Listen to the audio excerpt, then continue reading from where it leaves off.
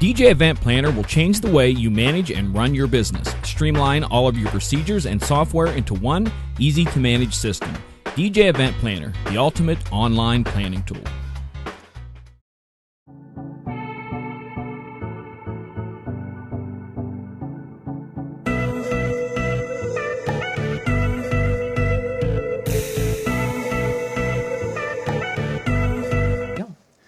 Good evening and welcome to Tonight on DJNTV. I'm John Young, your host, and tonight we're going to be talking with one of the probably the longest writers for the Disc Jockey News, and Mike Lenstra. Good evening, Mike.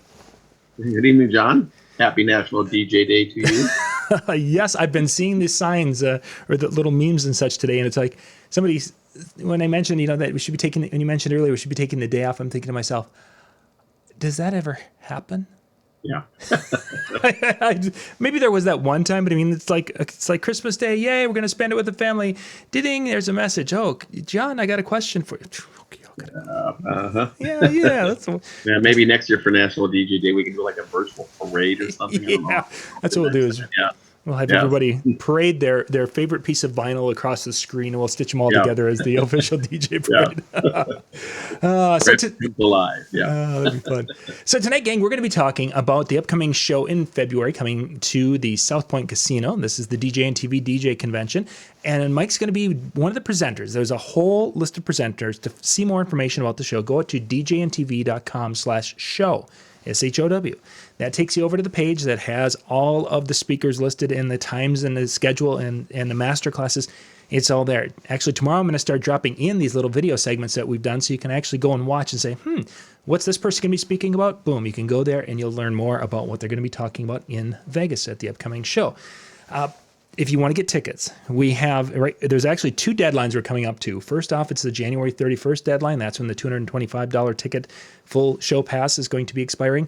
You got to get that, djntv.com/tickets. Use promo code DJNTV Show 2020. All of this is in the description. The other probably bigger is the hotel block. When we hit 1 month out, the hotel may decide to bump up the prices because our contract only goes 1 month out. So if you haven't gotten your room yet, go out djntv.com/show, the show at the top. At the top there's a spot for booking your hotel room. $69 a night rooms right now. Where they go after the 30 days, we have no control over. So get your room now. You can always remove a night if you're not going to be there, but get the room so you don't lose that great rate. So Mike, that's our commercial, so we can get on with our show tonight. So Mike, for those who don't know you, kind of give us the little elevator speech about who is Mike Lenstra. Well, I guess I'm born and raised here in Dubuque, Iowa, and I've been in the DJ business. We just wrapped up year 25 in 2019. Congratulations! Yeah. And it was kind of funny. I think, as I find out, John, it seems like most of us don't actually grow up going, when I get out of school, I'm going to be a mobile DJ. No, not so much. We all seem to kind of like we stumbled into it, which is kind of what happened to me. I had spent several years in community theater, mostly behind stage doing, the light board was really kind of my home. But then after I think my wife and I were just married like maybe a year or so, and we were expecting child number one, and we got a pen out. We went, daycare, diapers, bottles. Oh my, maybe one of us should think about getting a part-time job to help supplement this income. And it just happened to be that one of the friends that I have gotten to know at the community theater said, well, I have gotten into the DJ business. He said, and this is just as much fun as the theater is, but we get paid. And he told me that the company that he was working for was hiring, and I went out and I talked to them, and they hired me, loved it, and just began to start there. Eventually, that company, this is like in the 90s, but they were still doing vinyl records, and they weren't going to be around much longer, so I ventured out onto my own. And again, it was still a part-time business, and then finally in 2008, we had grown so much, I said to my wife, I'm like, this is like having two full-time jobs. And fortunately for me, she let me get to pick the one that I really like to keep. And so since 2008, then it's been my full-time career. So when was your first experience going to an educational event of any sort that was kind of related to your mobile DJ business? It was actually 1999. It was I think it was called the Mid-America DJ Conference in Louisville, Kentucky. Oh yeah, I remember that. Yeah, that was my first experience of going to anything like a DJ conference related, and there was just so much that I learned there that I just almost began to make it a habit to. I try to seek out something educational at least once a year. Sometimes that might be a DJ conference. Sometimes it might be just something here on the local end through our chamber. I know they did like a strengthening your business core program a few years ago. They also have what they call a business builders breakfast. I try to participate in many of those, but I've just found that you can never know too much. Mm-hmm. So with the you've been in Louisville, you've gone to a variety of different conventions around the country. A couple of highlights that of moments at some of these training events that have been like an eye-opening experience for you, where you were like, oh wow, the world is a completely different place to a point in your business after that moment. You know, there seems to be one at every event that I've been to.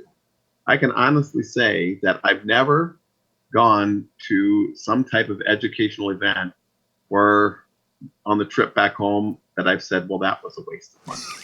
I really think probably one of my favorites had to be a mobile beat out in Las Vegas. I think it might have been 2013 or 2014. I remember Jay Brannon. Brandon. Mm-hmm. Yeah, Brannon. I get that confused all the time. But I remember Jay being there, and he did a seminar called The Last CD DJ. He was telling us how he was adamantly never going digital. And then he went digital, and then he was telling us why. And yes, and I remember that, and I remember a seminar that with Randy Bartlett, and Randy said something at that seminar that has really stuck with me, and I still use kind of that line today. In fact, I met with a couple today, and I was telling them that. I remember Randy saying, you know, people really don't dance to music. Of course, he's telling this to a room full of DJs, and we're all kind of looking at each other like, okay, right. Mm-hmm. Where's he going with this? But Randy said, people really don't dance to music. They dance to moments. And after he said that, that just really kind of changed my outlook, that my job isn't just to see what kind of great mixes I could come up with as much as it is maybe to see how I can help couples create those moments in their wedding day. Nice. That's always kind of neat to hear other people's takeaway, you know, some of those really touching, or those moments that have touched them in their lives from different conventions. Because you and I've been to a lot of conventions, and we've been to many times the same convention, and we'll see two completely different takes of the show, just because of coming at it from different perspectives and different points in our careers, or even different moments in the year of our families and what have you. So it's kind of a neat thing to talk about that. Speaking of you know, kind of our life and our careers in different things, let's talk a little bit about the presentation you'll be doing Wednesday. What was that at 2 or 3 o'clock on Wednesday? I believe it was 2 p.m. 2 p.m. Wednesday, yes. Yeah, now you guys can go out to DJNTV.com/show. That'll take you right over there where you can see the full schedule. What was the impetus behind the topic and such for this year's presentation you're going to be doing in Las Vegas?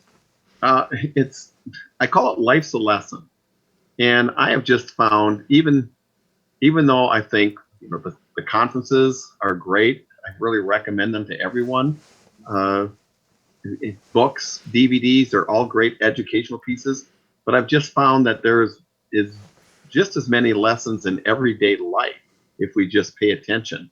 And I've in different situations I've found those lessons, and I've actually been able to kind of use them into my business. Give me an example of a situation that life lesson that fit into your business and really was beneficial to you. Okay. Well, I'll go with a television show, John. Mm-hmm.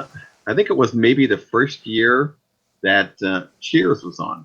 This is, I believe, well before I started DJing, so I probably picked this up on a rerun. But there was an episode of Cheers, I remember, and any of our viewers are not familiar with Cheers, I guess the kind of the 10-cent plot here is Cheers is a bar in Boston, and the story revolves kind of around the regulars there.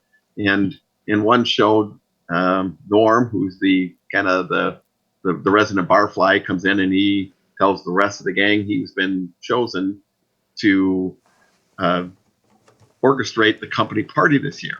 And they have to come up with this theme. He doesn't know how or what he's going to do here.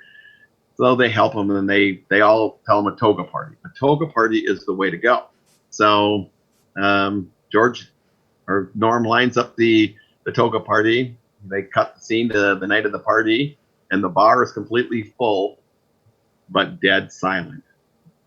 This is one of those no fun companies, apparently, until Norm breaks through the door and yells toga, and of course he's the only one there in the sheet. And there are a couple small jokes in there. It's obviously the dead party. They have a band. The band strikes up, and everyone groans. And Norm says, "I can't believe. I mean, they sounded so good on the phone," he said. But a little bit later, they find out, well, here, part of Norm's responsibility was to get a date for the company boss. Well, the company boss walks in. Here, he was a lot younger and better looking than people anticipated. So the bar's cocktail waitress Diane volunteers to be the boss's date. Kind of cut a little bit further. The boss is getting a little handy with Diane. Norm has to intervene, and they throw the boss out, and the boss leaves saying, Norm, you're unstable, you're fired. Right. And it's at that point that all of a sudden the whole vibe of the party picks up. Norm, is it true you punched out the boss? And everyone is now in a party mood, and the band strikes up, and everyone begins to sing along, and now it's a party. And when I saw that, I realized how often do we feel like that band? How many times have we been put in a situation that it seems like no matter what we do, the demographics are just not right, the mood is not right? I mean, how often have we felt like that band? But then I had to think a little deeper into it and go, what could that band have done to get ahead of that, to prevent that in the first place? And looking at that, I realized, and maybe in situations that I may have stumbled in like that, maybe I needed to do a little homework ahead of time to be prepared for a scenario like that, and maybe come up with some ideas on how to work around it, how to create the vibe that we're looking for. So, instead of the situation where the band in that particular case was waiting for the vibe to happen for them to catch on and be part of it. Yeah, exactly. Yes. Maybe sometimes we think we're waiting for the crowd, but maybe the crowd is just really waiting for us. Mm-hmm. Yes. Yeah. And that was when I've spent time training DJs. That's one of the things we've talked about is early on, we've got to be the spark. Once you get to a point, generally the audience becomes that spark, and then we can feed off them. But as you're kind of building this, is that we've got to be that spark in many, many events to get people up and excited and moving around. So neat. So with the presentation, you're going to be talking, of course, about the life lessons for your business. But I mean, there's been a lot of personal things that have, I think probably changed your perspective. And I say yours, and you and I've had conversations about this where both of us have been feeling this. And talk a little bit about that, about how your perspective in the last 10 to 15 years, 5 years has kind of changed and evolved with your business and such. Okay. Yeah. Like I said, when we began, it was because we were expecting child number one here. And well, now we have 3 children, and I have a son and 2 daughters.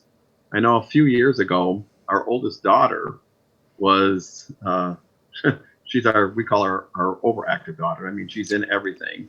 And during high school, she began to limp. And so we were taking her to the doctor. We were trying to see what the cause of this was. Well, they came up with 3 or 4 different scenarios, nothing seemed to help. But it was when she went off to college, she had gotten on the color guard team. And so they said, well, they would take a look at this. And they sent her to their team doctor only to find out that there was nothing wrong with her leg at all. They diagnosed her with cavernoma. And if you're like us, you probably never heard of that. No, certainly not. Yeah. Essentially what it is it's a brain tumor. And here she had a brain tumor. They figured, for maybe up to 2 years or more. And so they, of course, had no choice but to remove it. They let her finish off the year there of that first semester of college. And they sent her to the University of Iowa Hospital where the cavernoma was removed. But by that time, it had gotten so big that when they removed it, it left a cavity in her brain, which in essence left her completely paralyzed on her left side. And so she was not able to return to school that year. Instead, she had to go through like 6 or 7 months of hard physical therapy. And, going through an incident like that, John, you kind of reevaluate things a little bit. Exactly. I know I had read once I'll have to look up the singer again, but somebody had said something to the effect that, we do what we do under the disguise that we're doing this for our family. We can get this extra financial security. But in truth, what we're doing is, we all want to see how successful we can be. No one wants to bring our kite back in when we feel that we can still fly it a little bit higher. Sure. And, I looked at that and I realized that. And I know something about being alongside your 19-year-old daughter's bedside and realizing that she's paralyzed. That makes you reevaluate a whole lot of things. Certainly. And I had to do some reevaluation. And so now things that were maybe essential, I thought, before that incident are not nearly as important now. I almost like chuckle under my breath when I'm at the bank or at the fast food line and people are getting really upset because the line's not moving fast enough. And to me, that's just not important at all anymore. Right. How long it takes me to get my burger really isn't the end of the world type thing. Yes. So that changed your perspective. How did that affect when you're talking to brides and you're talking to them about their day in that sales process? How did that evolve and change for you when you were having those conversations, or did it have an effect on that? Well, I guess maybe yes and no. I pretty well still use kind of some of my same formula in my presentation, but I think it almost became more of a relaxed atmosphere. It wasn't like a hard sell, like find out what their objections are and meet them, or tell you what, are you ready to get this part of your wedding planning process behind you and sign on the dotted line today? Things like that. Again, I'll make a presentation, and if this couple looks like they are eager to say, oh my God, yes, put us down, we'll drop the paperwork. If they seem maybe like they're not ready, like they're apprehensive, I'll tell them to take the information that I've given them, look it over. If there's questions that they have, feel free to get back in touch with me. Would it be okay if I maybe followed up with you here with an email or a text, and by the end of the week or something like that? Whether I book that wedding or they decide that I'm not a right fit for them, it's not the end of the world to me. Sure. Yes. Yeah. Yeah. We got a few more minutes here, Mike, before we have to wrap up. Sure. Jumping ahead to Vegas, February 24th through the 26th. Mike will be on stage February 26th, Wednesday afternoon. You guys can, again, check that out, djntv.com/show. What is, for the people who are going to be at the seminar, what's a couple of the takeaways? What are a couple of things you want them to be leaving with after your presentation? Okay. I would say I'm hoping that they become more present again, I know they might be grabbing a book, they might be searching for a DVD to find maybe that next nugget that will help their business. But again, I think if they just open their eyes to other situations around them, they'll see those. I'm hoping that that resonates with them a little bit, and then I'm hoping also that we kind of re-examine just where our life work balance lies. Sure. Yes. Yeah, that's a very, very critical thing. And as we've been getting a little farther along in the industry, you can see those moments that balance can be out of balance, but how important it is to try to keep it in balance as much as possible. Yeah. Keep the priorities. Yeah. You mentioned, and I didn't even think about. I wanted to talk about this earlier. A book. I mentioned at the beginning, of course, that you've been a writer for the Disc Jockey News for a long time, but this you've recently published your first book. Kind of tell us a little about that. Yes. Well, and this kind of came when we had made the decision that the Disc Jockey News was going to end as a print publication. It was just kind of a bucket list thing for me. I decided, how many bands put out a greatest hits album?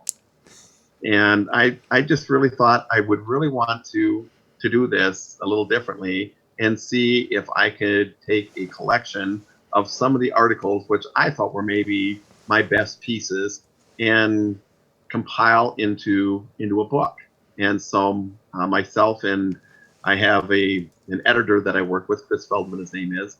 Him and I kind of sat down and went through the 8 years of past articles, and we really tried to find ones that were kind of the best pieces, but also maybe were themed kind of with the story that we wanted to tell. And then we gathered several of those up and put them together, did some editing, and then took them to a publisher it was just about a year ago. I believe we came out April 1st is when we had the book published.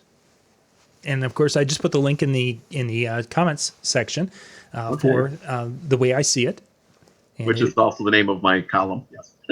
Yep. And that 25 years behind the turntables, decks, and laptops here. So you guys can go. It's out on Amazon. And it's interesting. The customers who bought your book, Mike, also bought This Day in Music. Oh. The two of them are Amazon suggestions. So you guys can pop out there. Hey, Tony, thanks for joining us here, being with us on the chat and such.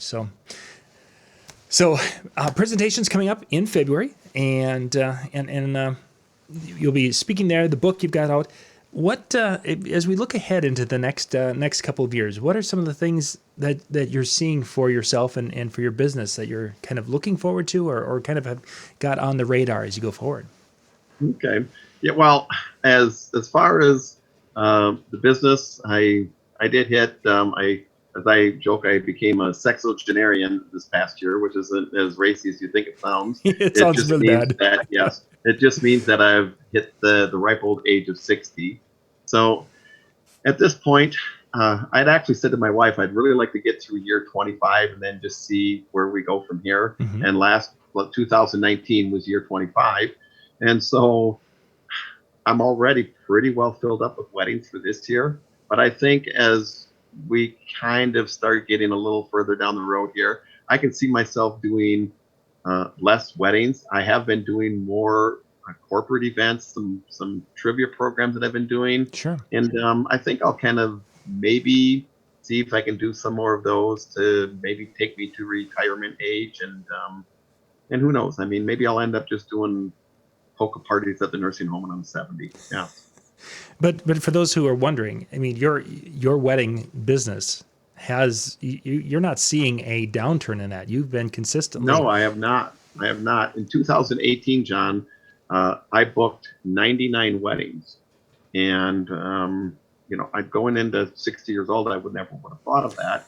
I should say, I didn't do all 99 myself. Right, yeah. I do have a couple guys that I regularly subcontract, but I would still say that I did over 50% of those myself. Wow. And in 2019, then it was almost, we booked a little less, but that was almost consciously because I just found at that volume of 99, you were really kind of taking a chance and missing some details. And Right.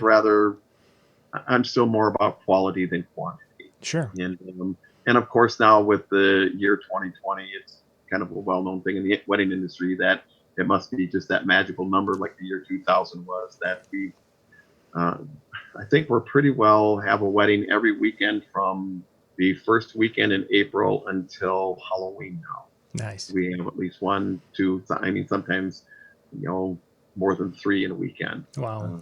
But so it has the wedding, the wedding industry, the weddings have not slowed down for us at all. Very nice. Congratulations on it. That's a great thing for a lot to be striving for, to be having a successful business and then having some staff that you can count on to be part of that is really impressive. I've been really fortunate. The couple of guys that work with me, and they've been with me for several years, they are just as passionate about this as I am, which is a really big plus. Excellent. Mike, we're going to wrap things up. If people would like to reach out and say, hey, they picked up the book, they want to get in touch, what's the best way for them to do that? Oh, they can pop me an email right through the Disc Jockey News. They're just Mike at discjockeynews.com. Or Mike, I believe, no, it's Michael Lenstra. The full name. Okay, that's what we have. Okay. Yep. All right, Michael Lenstra at discjockeynews.com. Yes, I'd love to hear from you. Yeah, perfect. That way.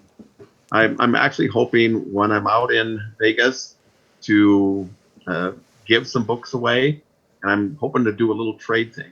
But I would trade some of these books for some business cards, because when I do my articles, I always like to get some different perspective. Right. And so the more DJs that I can meet, kind of put in my Rolodex, the more people I can go to get some perspective on some of the subjects that we're writing about. Excellent. Yeah, it's a great idea to be able to connect with more people, because it's always neat to talk to people from around the country who have different perspectives and ideas. So yeah, I've had the pleasure since 2011 when I began writing for the Disc Jockey News of getting to meet different mobile DJs from coast to coast, and just getting. I mean, I didn't realize that when I started that different areas of the country have different routines or ways that they maybe do their weddings. And that's been an education that I've gotten. And I always love to hear, because of that, some other perspectives on some of the subjects that we write on. Yeah, excellent. I'm hoping that we've got our chill room and such, so you'll be able to spend some time and talking. And if you're going to be with us in Vegas, say hi to Mike, say hi to myself, say hi to all of our DJNTV team. We're here to get to know you guys and to be able to really thank you for being part of our family and watching shows on a regular basis. So, Mike, thanks for being on tonight. I've enjoyed our time together, and I'm looking forward to seeing you in February. All right, we'll see you then, John. Looking forward to it. I'll be back in about a half an hour. For those of you watching, we'll be coming back with how to price your photo booth business, and that'll be on our PBN TV channel in about 30 minutes. Thank you much.